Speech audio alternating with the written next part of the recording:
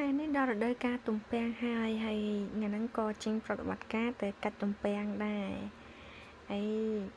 ទំពាំងហ្នឹងវាដុះនៅក្នុងច្រឡងដឹងថាច្រឡងអីទេដូចជាអូអញ្ចឹងតែវាជ្រៅខ្លាំងនៅចិត្តផ្ទះហ្នឹង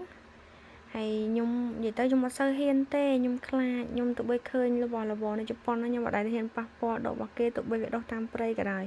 ប៉ុន្តែដោយសារតែចៅវៀតណាមហ្នឹងគាត់នៅនឹងយូរហើយគាត់ថាគាត់មកកាច់រាល់ឆ្នាំទេអត់អីទេហើយគាត់ហៅមកជាមួយគាត់ខ្ញុំក៏មកតែខ្ញុំអត់ចេះកាច់ទេហើយគាត់ឲ្យខ្ញុំនៅអង្គុយ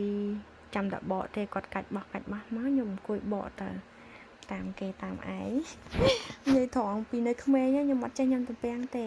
ដឹងមិនទេអត់ចេះញ៉ាំទេប៉ុន្តែដល់ពេលថ្ងៃមួយហ្នឹងខ្ញុំឆ្កែខំដល់ពេលឆ្កែខំទៅពេទ្យប្រាប់ថាអត់ឲ្យញ៉ាំទំពាំងណាខ្លាចដកដៃស្រាប់តែឃើញទំពាំងស្រក់ទឹកមាត់ហ្មងឃ្លានមកតែជាទេហើយទាំងតែគ្នាដៃចេះញ៉ាំទំពាំងទេដល់ពេលជាដៃមកមានណាញ៉ាំយកចេះញ៉ាំទំពាំងដល់ឥឡូវតាហើយខ្ញុំនៅជាមួយចៅវៀតណាមហ្នឹងពួកគាត់ចិត្តល្អទៅណាទៅមួយគ្នារហូតហើយនៅមួយគាត់ជួយមើលថែខ្ញុំកក់ក្ដៅនៅមួយពួកគាត់ហើយពួកយើងមកបេះមកកាច់ទំពាំងហ្នឹងបេះទំពាំងមកកាច់ទំពាំងហ្នឹងទៅវៀតណាមទាំងអស់ខ្មែរតែខ្ញុំម្នាក់ឯងទេហើយនៅកន្លែងកាច់ទំពាំងហ្នឹងខ្ញុំឃើញមានអ្នកអីគេផ្លែក្រហមនេះណាទេគេថាអាហ្នឹងស្អីគេ strawberry ព្រៃចឹងហីខ្ញុំធ្លាប់ឃើញនៅក្នុង Facebook បងនៅក្នុង Facebook ធ្លាប់ឃើញគាត់បេះដែរហើយខ្ញុំអត់ហ៊ានញ៉ាំទេ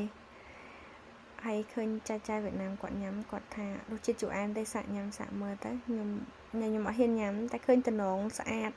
ហើយខ្ញុំបេះវាមកបេះយកមកទុកមើលហ្នឹងក៏អត់មានអ្នកញ៉ាំដែរគ្រាន់តែចៅគាត់ភ្លក់ឲ្យមើល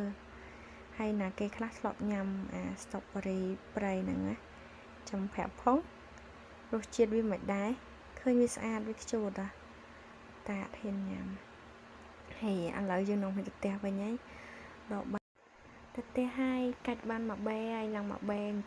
គ30គីឡូបាយបាយ